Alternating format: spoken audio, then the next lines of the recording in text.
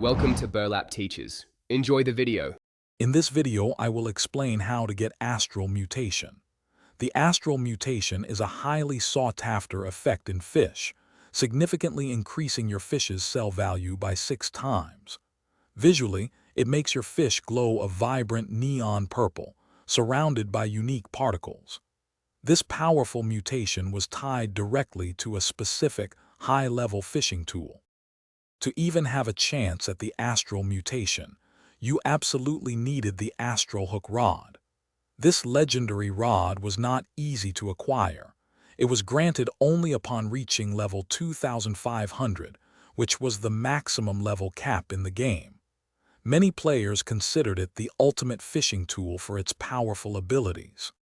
Once you had the Astral Hook Rod, its unique passive ability was key.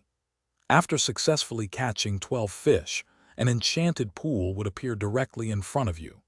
This special pool remained active for 45 seconds, providing an 80% chance for any fish caught within it to gain the coveted Astral Mutation. It was a timed opportunity you had to seize.